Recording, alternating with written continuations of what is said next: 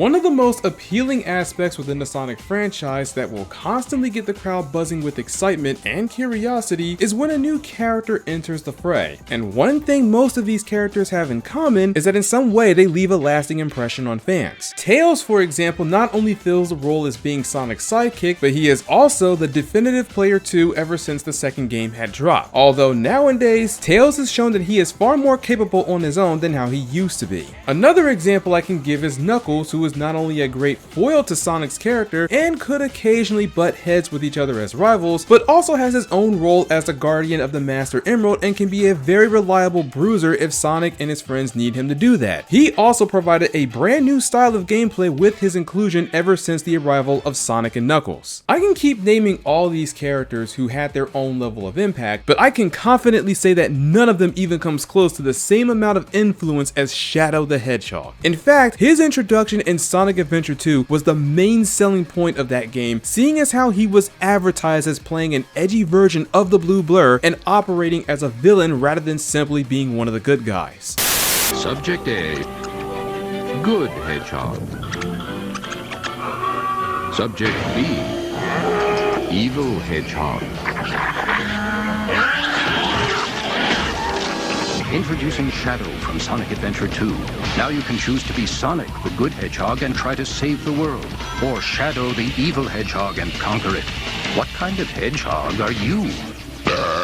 Rated E for everyone, only on Dreamcast. It is safe to say that Shadow exploded into popularity since day one. Everything about the character went against the grain and broke every expectation or rule you could have in these Sonic games at the time. His design brought about a sense of danger and gave off an aura of no nonsense due to the fact that his appearance contained a decent amount of sharp angles from his eyes to his quills and even his shoes. Also, his color palette further sold this idea, with his primary color being black and only applying a splash of red where it mattered. This is not only a direct contrast to Sonic himself, but also to a majority of the cast whose shapes are rounder and rock a brighter color palette compared to no more Mr. Smiley here. Fun fact, that is the name of the song that plays in the Skyrail stage. This was actually the main strategy with Shadow from the get-go. He, along with Rouge the Bat at the time, were characters that was created with the purpose of exploring the contrast between good and evil and also giving the players the ability to see things from the perspective of the bad guys within the Sonic universe while directly clashing with Sonic and the rest of his friends. This is easily backed up by the fact that both of these characters assisted Eggman in a game where you can actually play as him. I'd say Shadow definitely nailed that goal to a T, seeing as how in every way, shape, and form, he is the definitive anti-Sonic within the video game verse and the true rival for this hedgehog. I know that last bit is a tough pill to swallow for some, but hear me out. He is someone who can match his speed, his personality is the polar opposite to Sonic's, and when the two of them are chasing after the same big catch, both characters have their own methods on how they will handle things, with Sonic often playing around and having a fun time as he's saving the day, while Shadow is more ruthless and in many cases can come off as cold-hearted with his approach. To simply put, Shadow is the yin to Sonic's yang. While we do have Metal Sonic, who is considered to be an anti-Sonic, and Knuckles, who can be looked upon as a rival first before Shadow even became a thing, Metal Sonic, as much as I absolutely love this character, is an enemy at his core with the purpose to surpass Sonic so that he may permanently do him in. Meanwhile, Knuckles is more of an ally than anything else and graduated from the initial rival role he started out as. Shadow has consistently remained at odds with Sonic and chooses not to become too friendly with him or the rest of the cast, often preferring to do things on his own and will only team up when it's absolutely necessary. But despite his cold demeanor, Shadow does care about everyone around him while sharing a decent level of respect for his associates and will always be around if the world needs saving. Shadow's design also brought upon new opportunities for other characters who would fall under that dark category, with the potential to set these characters up as mysterious beings like Sage from Frontier or walking death machines with no remorse like Omega. But Shadow's impact goes further than just his appearance. Out of every character in Sonic's games, Shadow has by far the darkest story. Now, diving into darker elements was nothing new, as the Sonic franchise did this several times before Shadow even became a thing. If you are strictly going off of the games, the first adventure dipped its toes into this when we learn about what caused Chaos to go on a rampage in the first place, and E102 Gamma went on a full genocide mission against his brothers. Meanwhile, in other media, the comics and the animated series known as Sonic Satum had their fair share with darker storytelling too. But Shadow's story is where Sega really stepped knee-deep into grim territory, seeing as how his backstory involves the death of a loved one, a death he witnessed by the way, and his own creator manipulated his mind so Shadow could become a weapon of destruction in order to get revenge. That is, until he got his memories back and remembered the promise he made to Maria, which is to become the planet's protector. This also perfectly sets Shadow up to be the anti-hero he is known for. While Shadow does end up becoming the good guy at the end of Sonic Adventure 2, he does not save the world by working with others or getting too close like his blue counterpart. He has stated multiple times that he will protect the world while doing things his own way, even if it results in throwing hands with Sonic and his friends. In fact, this is why in Sonic Prime, Shadow was perfectly fine with spending a good portion of one episode beating the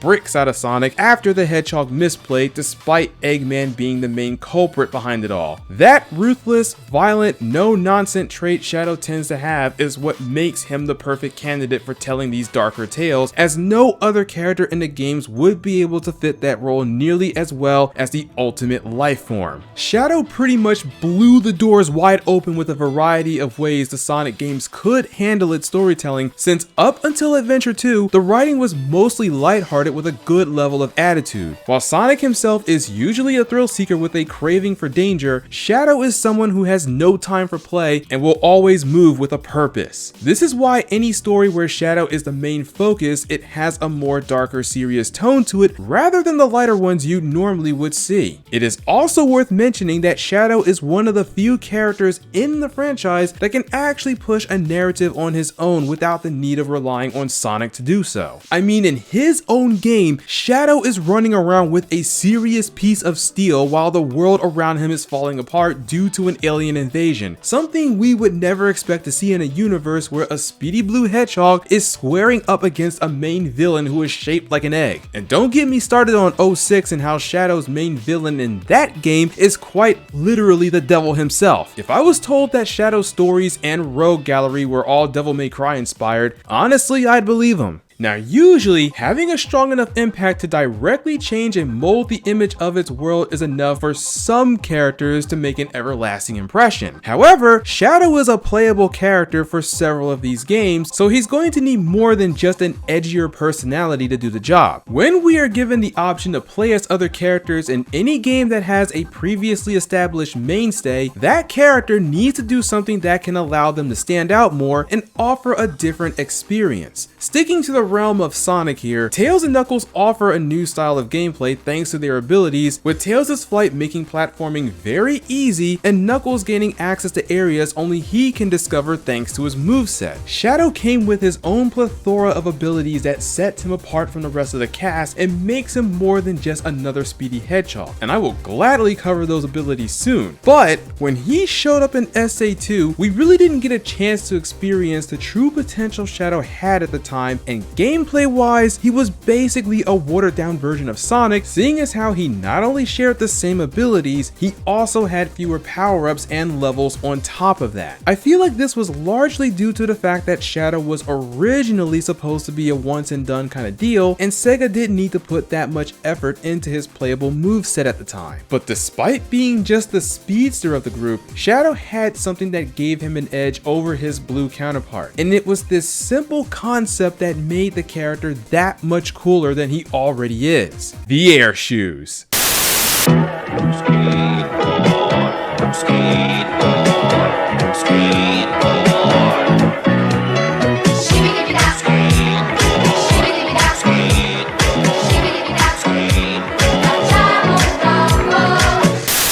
You see, Sega could have just let Shadow run like Sonic does and call it a day, but someone on that design team said, nah, he needs to match Sonic with that same energy in terms of attitude and style. Sonic is running around in shoes based on the boots Michael Jackson wore from his Bad album and rocking that bold red color which looks great when the Hedgehog is in full motion, especially when he's showing off that iconic infinity symbol from moving so fast, or when he is running with his arms hanging backwards in the wind. You're too slow, Naruto. Sonic's been doing this since '93. So how can they give Shadow his own iconic run that fits his persona? That is the neat part. He doesn't run, he air skates. Having Shadow skate all over the place combined with the added feature to grind on rails like a Jet Set Radio character not only sets him apart from Sonic, but it also further solidifies his imprint into the series. This was a deliberate design because in the early 2000s, Shadow was born during the borderline ending of the Extreme era and at the very beginning of the emo and goth era. Shadow is basically an amalgamation of these two very popular times. I am 100% sure all of his fans at one point was trying to learn how to skate that day. I would know because I'm fans. As small as this may seem to some, this has got to be one of the best concepts they've given to a character, and I'm glad that his air shoes became an air gear option in Sonic Riders. But now, it's time we talk about Shadow's abilities. While I can name a good chunk of them that are all very impressive on their own, there is really only one solid skill set we need to focus on, as this is another concept that was used throughout the series since its introduction. One of Shadow's most definitive traits is that he can use the Chaos Emeralds at their full potential. Up until Sonic Adventure 2, the Chaos Emeralds are known for providing an infinite amount of energy wherever they are applied. Plus, if somebody is naturally attuned to their chaotic energy, they can reach transformations that can allow them to exceed their own abilities. Well, thanks to Shadow, we were able to witness the true potential of these emeralds, as this Hedgehog displayed many different applications we didn't even think about until then. As long as Shadow is in possession of at least one of these, he can use widespread destruction in the form of a Chaos Blast, fire a volley of energy with the Chaos Spear, and can even go into a flurry of chaos-infused punches and kicks. But out of everything I can point out, there is one ability that stands far above the rest. Chaos Control!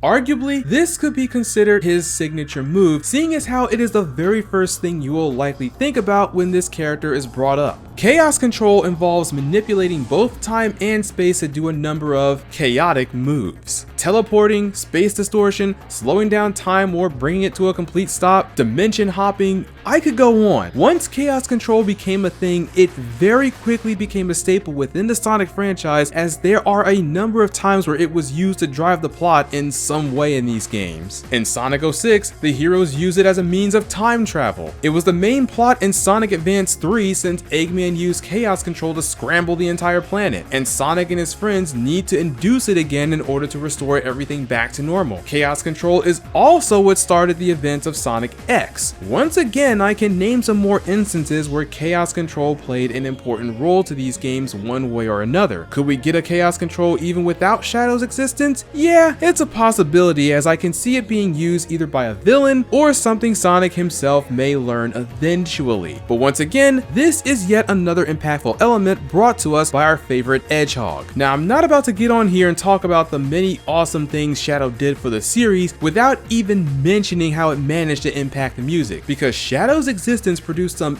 absolute bangers that I will never get tired of hearing. I love how all of Shadow's tracks in SA2 sounded like some kind of rave party, but also having a deeper meaning to them if you're able to hear any of the minor lyrics from these songs, as well as paying attention to their theming. I can also confidently say that he has not had a single bad vocal track either. In fact, my favorite theme regarding Shadow isn't even entirely centered on him, but rather it's his whole team from Sonic Heroes. Team Dark had the best theme out of everyone in that game, and I will proudly die on this hill.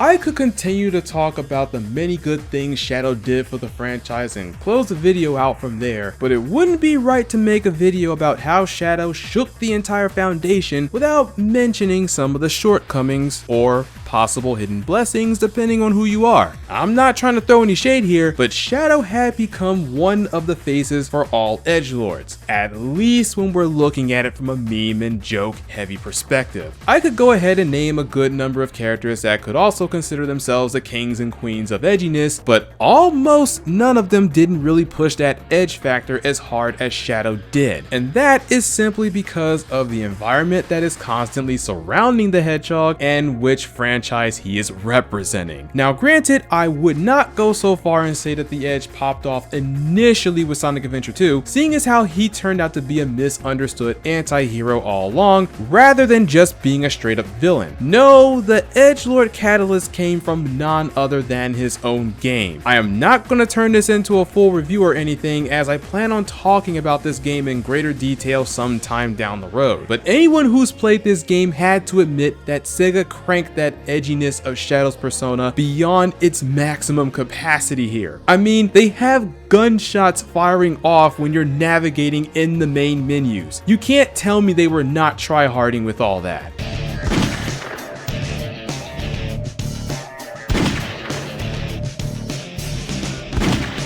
The birth of this Hedgehog also inspired a lot of creative artists out there who love to make their OCs based on this universe. And this is by no means a small group of fans, seeing as how Sega gave us a game where making your OC was one of the main selling points. So when you introduce a character who is known for its edginess into a fan base that loves making their own characters based on said universe, you are bound to produce a lot of OCs that are trying to painfully match the same energy as our Edge Boy. Funnily enough, Infinite is pretty much a full representation of all the edgy memes and hyper edgelords rolled into one character who ironically hates Shadow with every fiber in its being. Now, as cringy as Infinite's edgelord awakening is, you have to understand that Shadow put this mans through an episode of Scared Straight. The only difference is, Shadow didn't need a whole season to get the message across. He only needed a few seconds. Shadow the Hedgehog is the perfect example of making a character with such a powerful influence, not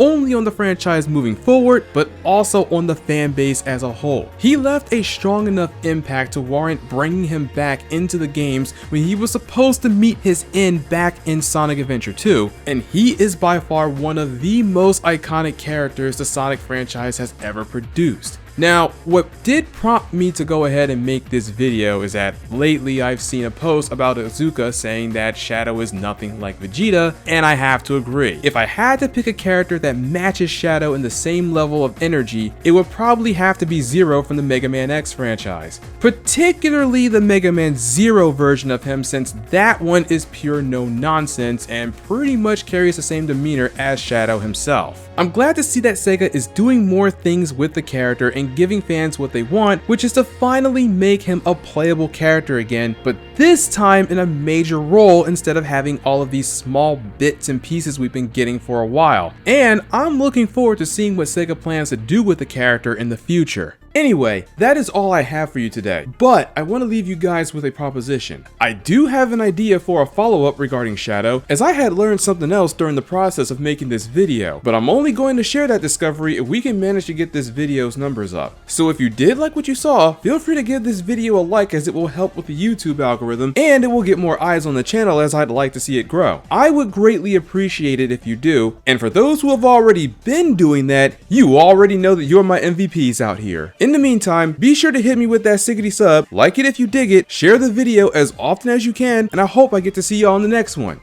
Chaos Control!